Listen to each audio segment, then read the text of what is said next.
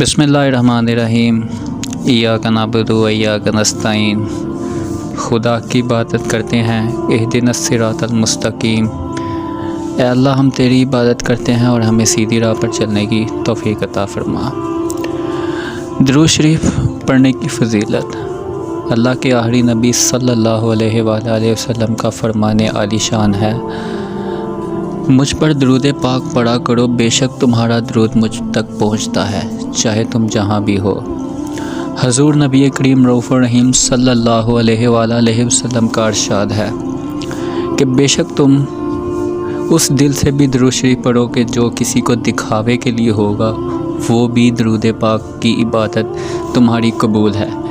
درود پاک کی وہ واحد عبادت ہے، وہ یہ چاہے دکھاوے کے لیے ہو یا چاہے دل سے پڑھی ہو، یہ عبادت قبول ہے۔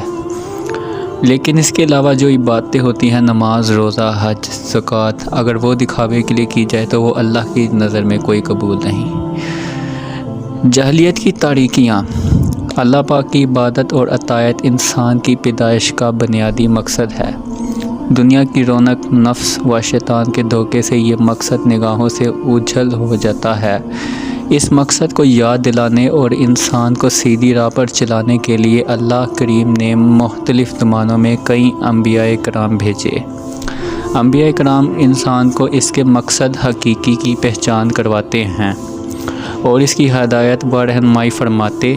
یہ انبیاء مختلف زمانوں میں مخصوص قوموں اور ملکوں کی طرف بھیجے گئے۔ سب سے آخر میں اللہ کریم نے اپنے پیارے حبیب جناب احمد مجتبیٰ صلی اللہ علیہ وسلم کو قیامت تک کے لیے تمام کائنات کی طرف نبی بنا کر بھیجا۔ آپ صلی اللہ علیہ وسلم کی آمد سے پہلے گزشتہ انبیاء کرام آئے۔ انبیاء کرام کی تعلیمات بھلا دی گئی تھی۔ دنیا جہالت کے اندھیروں میں بھٹک رہی تھی۔ کئی برائیوں نے دنیا کے سارے معاشرے کو اپنی لپیٹ میں لے رکھا تھا۔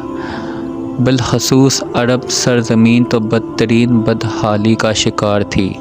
ظلم و زیادتی، فواحش و بے حیائی، لڑائی جھگڑے، جوا اور شراب کی اکثر، قتل و غار، تگری، جہالانہ رسو و بت پرستی، غرور و تکبر اور جہالت کے بادل ہر طرف تاریکی پھیلائے رہے تھے۔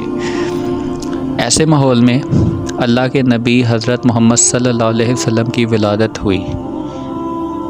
آپ کی ولادت کے ساتھ ہی کچھ ایسے واقعات رونما ہوئے جو اس بات کی خوشخبری تھے کہ وہ زمانہ آ چکا ہے کہ جس میں اسلام کی روشنیاں کفر کی تاریکیوں کو مٹا دیں گی۔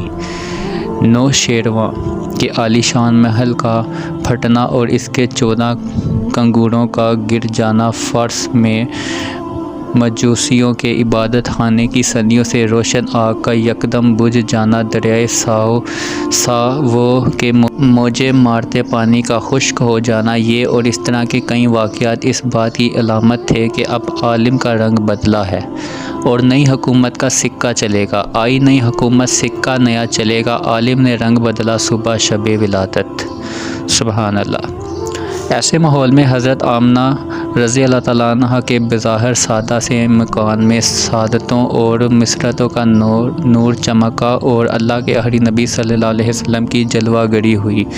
آپ کی ولادت سے صرف آپ کی والدہ ہی خوشیوں سے مسرور نہیں ہوئی، بلکہ تمام غمزدوں اور درد کے ماروں کے لبوں پر مسکراہٹیں پھیل گئیں۔ سبحان اللہ۔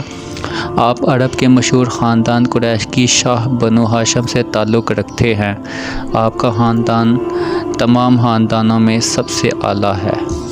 خود اللہ کے آخری نبی صلی اللہ علیہ وسلم کا فرمان ہے، اللہ پاک نے حضرت اسماعیل علیہ السلام کی اولاد میں سے کنعانہ کو عظمت والا بنایا اور کنعانہ میں سے قریش کو چنا اور قریش میں سے بنو ہاشم کو منتخب فرمایا اور بنو ہاشم میں سے مجھ کو چن لیا۔ مشہور قول کے مطابق واقعہ اصحاب فیل کے 55 دن کے بعد جب ربیع الاول کا مہینہ تھا، 12ویں تاریخ تھی، پیر کا دن تھا، صبح صادق کی سہانی گھڑی تھی، رات کی سیاہی چھٹ رہی تھی اور دن کا اجالا پھیلنے لگا۔ 571 عیسوی کے اپریل کی 20 تاریخ تھی جب مکہ شریف میں اپنی والدہ کے گھر آپ کی ولادت ہوئی۔ پر نور ہے زمانہ صبح شب ولادت، پردہ اٹھا ہے کس کا صبح شب ولادت۔ سبحان اللہ۔